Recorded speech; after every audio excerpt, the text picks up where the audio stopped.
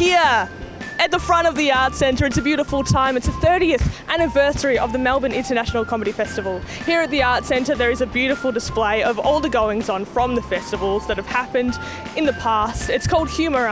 We'll be chatting to some wonderful guest speakers like Susan Provan, who's a festival director, comedians like Denise Geddes and Quantock. It's going to be a delicious time, so let's bloody get in there, guys.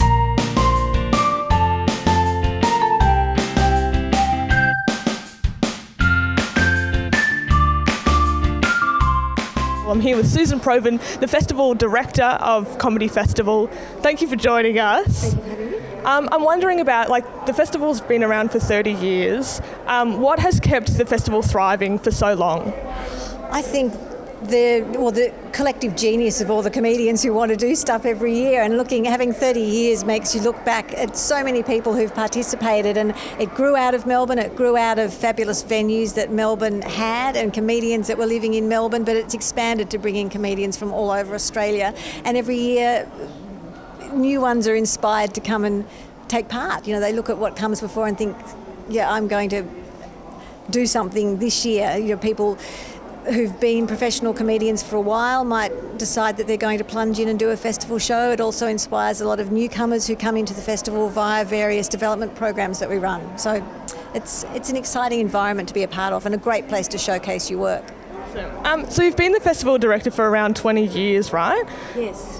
So throughout that time, have you seen comedy sort of change, like the styling or performing, sort of like when you began to sort of now?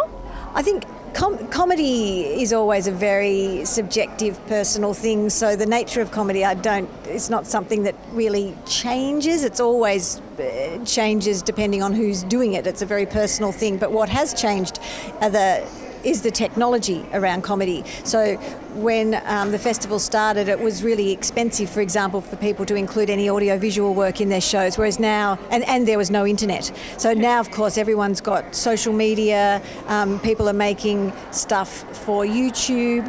It's really cheap and easy to make comedy material, audio-visual comedy material that you can include in your show. So technology has really opened the doors of what is possible, but it hasn't changed, what is comedy. Comedy is always what comes out of the brain of a particular person and a particular personality, and that will always be something that's incredibly varied, and we just hope that we will continue being surprised by that. So I'm here at the 30th anniversary of the Comedy Festival at the Humour exhibition, chatting to the lovely Denise Geddes. Lovely indeed, very, very lovely. Can you tell me a little bit about it? Like, how did this sort of come about, and how did you feel wearing it?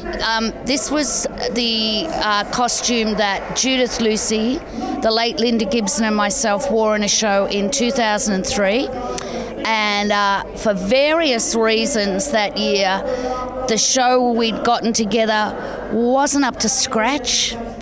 So we came up with a cunning plan that if we wore this simple, flesh-coloured leotard with texture, pubic hair, with no explanation, the audience would be distracted from the fact that the show itself wasn't too good. And it worked a dream. Yeah, I was going to ask. Treat.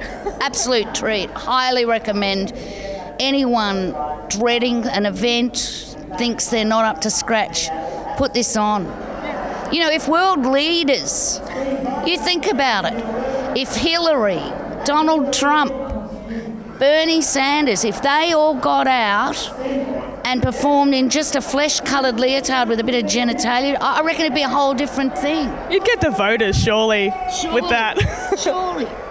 So, do you think it, I think there'd be world peace. Yeah. I think if soldiers had to go to war wearing flesh-coloured leotards, I don't think there'd be wars. Am I getting too carried away with this? No, I think you're planning to solve the world's problem. I think, just stick this on.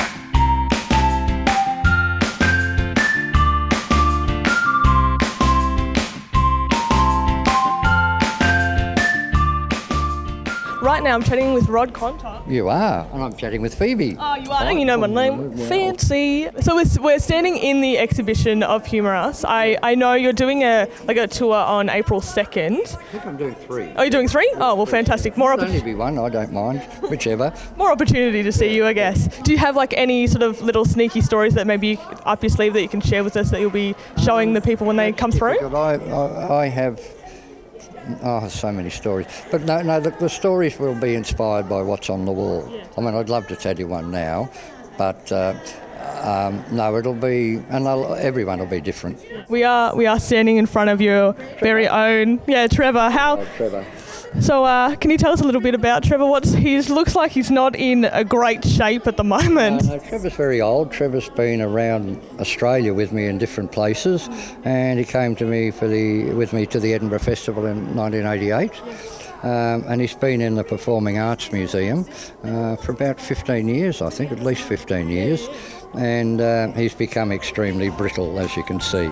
So we just had a quick squiz there at the Humour comedy exhibition showcasing 30 years of Melbourne's International Comedy Festival. It was an absolute delight. It's on for the entirety of the comedy festival, so make sure if you're a comedy fan, get in there, see some great photos and footage of all the things that the comedy festival has been putting on. We chatted to wonderful guests like Susan Provan, the festival director of the festival, some great comedians, Denise Scott and Rod Quantock, all about their festival experiences. So I hope you've enjoyed it. I've been Phoebe O'Brien. Thanks for watching, you gorgeous, gorgeous humans.